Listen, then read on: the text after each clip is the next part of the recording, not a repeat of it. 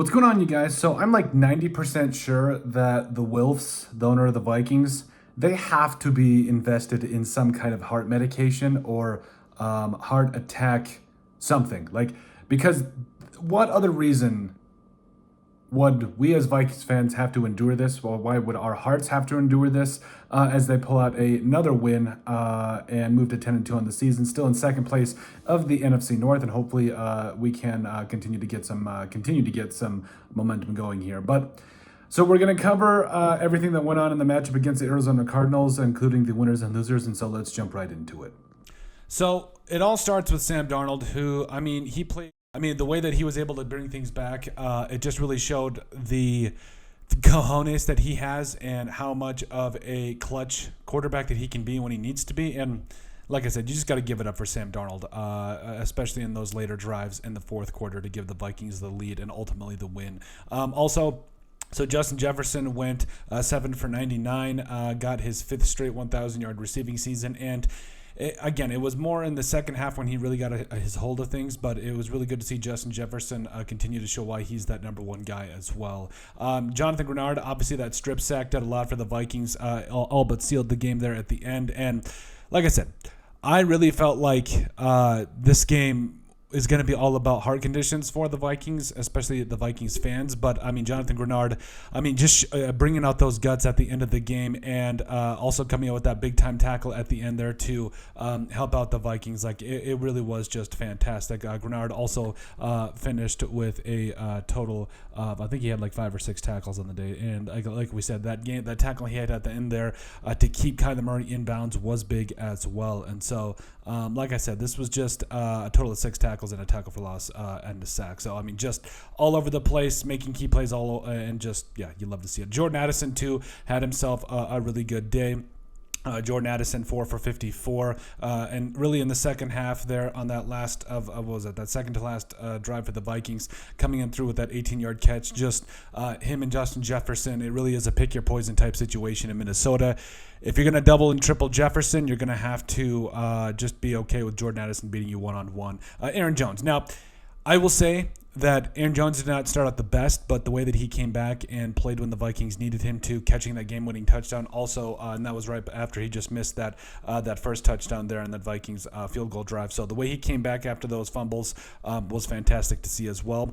Blake Cashman, 11 total tackles on the day, and it's so different when he's on the field because him in the middle of things, it just makes life so difficult for opposing offenses. Also, Andrew Van Ginkel, now, he didn't register a sack, but he had a couple of nice run stops, also had a quarterback hit, and you could feel his presence, drew that flag from Tip Raymond, who I swear he had like 6 billion penalties today, but Andrew Van Ginkel was in the backfield early and often and helping out in the run game, and just he made a lot of fantastic plays for this Vikings defense. And he really brings it week in and week out. Johnny Munt caught that touchdown and made a couple of nice blocks in the running game, 2 for 22 on the day. Really helped start getting the Vikings back in the right track with that touchdown. TJ Hawkinson, 3 for 28, a couple of big time catches on third down, really helping out the offense and continuing to keep that momentum. Shaq Griffin had that game sealing interception, and he blanketed. I believe they switched him more over Marvin Harrison Jr. over Fabian Moreau, which I really think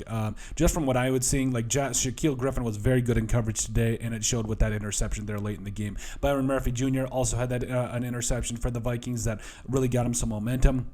Jalen Redmond, a couple of big-time stops in the running game, and it really was about those key plays by Redmond and the rest of this defense that really kept them in the game.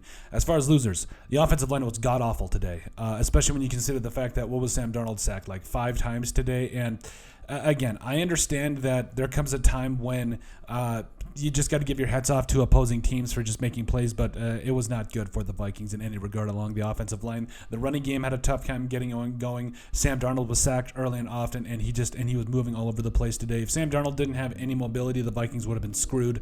And so the offensive line, they've got to get it figured out here.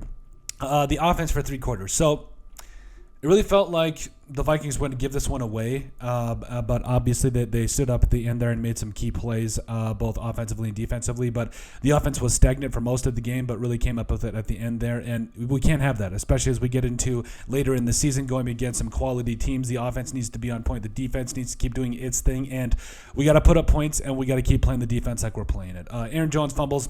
So, yes, it was like the first play from scrimmage, and then also that fumble inside the red zone that let the Cardinals get that field goal and let them take the lead early in the game. So, again, I really like the fact that Kevin O'Connell went back to Aaron Jones later in the game, specifically had a couple of plays scripted for him, including that touchdown catch. And you really saw him embrace them there, which was good to see. But Aaron Jones, we got to buckle that up.